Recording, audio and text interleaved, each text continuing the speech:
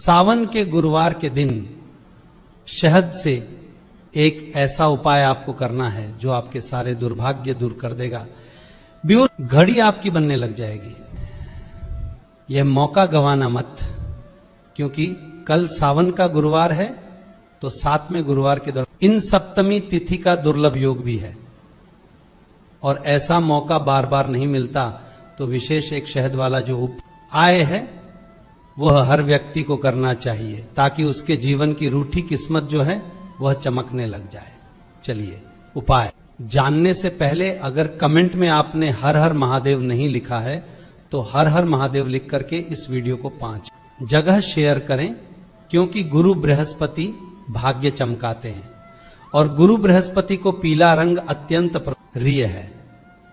भगवान शिव की सेवा में गुरुवार के दिन गुरु बृहस्पति रहते हैं और बृहस्पति को खुश करने का लिए भगवान शिव के ऊपर हम शहद अर्पित करते हैं, जिससे बृहस्पति देव प्रसन्न होते हैं। तो इसलिए यह उपाय करना है। जैसा कि पूज्य गुरुदेव ने बताया कि हम सावन के गुरुवार के दिन एक शहद वाला विशेष उपाय करते हैं जो हमारे भाग्य का उदय करता है। कल 17 तारीख को सावन का गुरुवार है और साथ में सावन की सप्तमी तिथि भी है।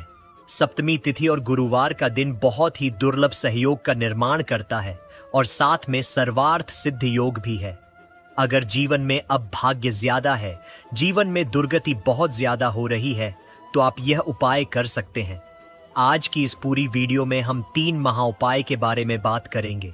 तीनों उपाय आप सावन में गुरुवार के दिन कर सकते हैं और यह उपाय गुरुवार यानी कि बृहस्पतिवार के दिन ही करें।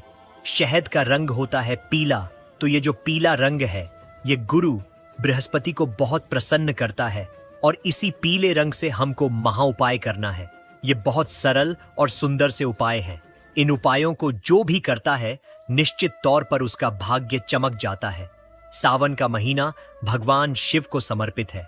गुरुवार का दिन बृहस्पति देव को तो समर्पित है ही, लेकिन सावन के गुरुवार और सप्तमी तिथि का मेल दुर्लभ और अद्भुत परिणाम देने वाला है। इस दिन की गई साधना, व्रत व उपाय कई गुना फलदायक मानी जाती है। ऐसे शुभ संयोग में आपके द्वारा की गई हर प्रार्थना, हर संकल्प शिव के आशीर्वाद से तुरंत स्वीकार हो सकती है। पहला उपाय उनके लिए है जो आर्थिक संकट में है या जिनका व्यापार बार बार बंद हो रहा है और सफलता नहीं मिल रही। इसके लिए आप एक धतूरा लें जो आपको शिव मंदिर के पास आसानी से मिल जाएगा। ध्यान रहे, इस बार आप धतूरे पर कुछ नहीं लगाएंगे। सीधे उस धतूरे को लेकर सुबह या शाम के समय महादेव के मंदिर जाएं और वहां शिवलिंग पर हाटकेश्वर महादेव नाम लेकर उसे समर्पित करें। डांडी जलधारी की तरफ रखनी है और कांटों वाला भाग अपनी ओर रखना है। फिर एक तांबे के लोटे में जल लेकर आएं और हाटकेश्वर महादेव के नाम से वही जल धतूरे पर चढ़ाएं। सिर झुकाकर महादेव से प्रार्थना करें कि हमारे घर में धन की कमी दूर हो, व्यापार में वृद्धि हो और समृद्धि का वास हो। फिर उस धतूरे को शिवलिंग से उठाकर अपने घर ले आएं और या तो अपनी तिजोरी में रखें या फिर यदि दुकान चलाते हैं तो अपने व्यापार स्थल पर रेशमी कपड़े में बांध कर रखें।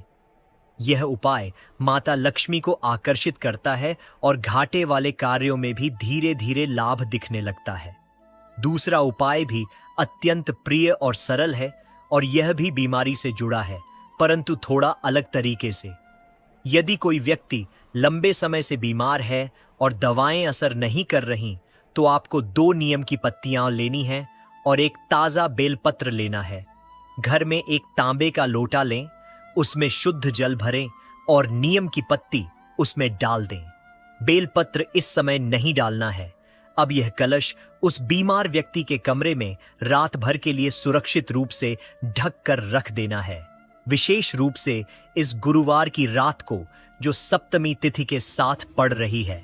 अगली सुबह शुक्रवार अष्टमी तिथि को उठते ही उस कलश में बेलपत्र डालें, फिर बीमार व्यक्ति से उस कलश को स्पर्श करवाएं। इसके बाद पुनः उसी नीम के पेड़ के पास जाएं जिससे पत्तियां ली थीं और वहां उस पूरे जल को नीम की जड़ों में बेल व पत्तियों के साथ समर्पित कर दें। इसके बाद उसी स्थान की थोड़ी सी मिट्टी लें और रोगी के मस्तक या शरीर पर हल्के से एक छुटकी लगा दें। विश्वास रखें, यह उपाय प्रकृति के माध्यम से शरीर में ऊर्जा प्रवाह को पुनः सक्रिय करता है और रोग धीरे धीरे करके दूर होने लगता है। अब हम बात करते हैं तीसरे महा उपाय की, सावन का पवित्र महीना और भगवान शिव की आराधना। केवल 1 चम्मच शहद से आपको बहुत ही अचूक उपाय करना है जो आपकी मनोकामनाओं की पूर्ति के लिए है।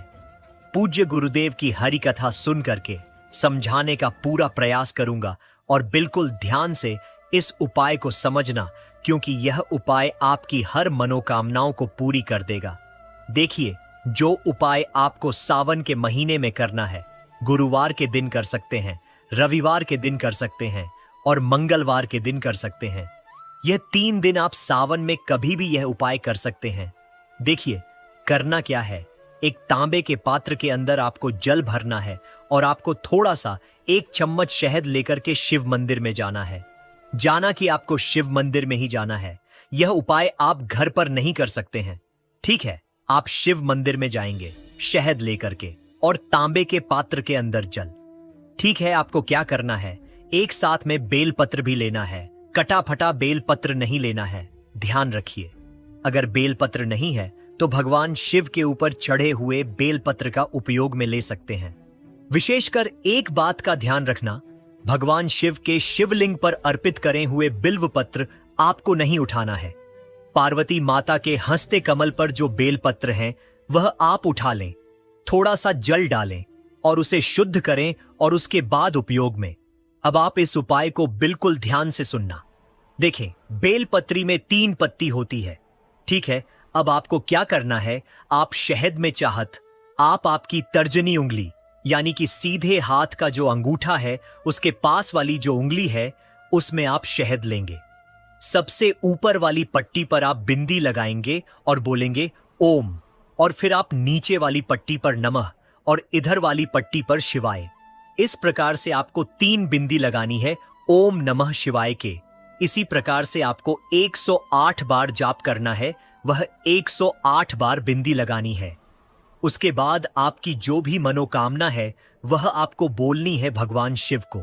अब आपको जल से भगवान का अभिषेक करना है और उसके बाद ध्यान रखिए, चिकनी वाली साइड पर जहां पर आपने शायद लगाया हुआ है वाली साइड की तरफ आपको शहद लगाना है और यह जो बेलपत्र है भगवान शिव के शिवलिंग पर अर्पित कर दें, जो भी मनोकामना तो वह बोल करके। इस प्रकार से यह सुंदर सा उपाय आपको करना है। श्री शिवा नमस्तुभ्यम। हर हर महादेव।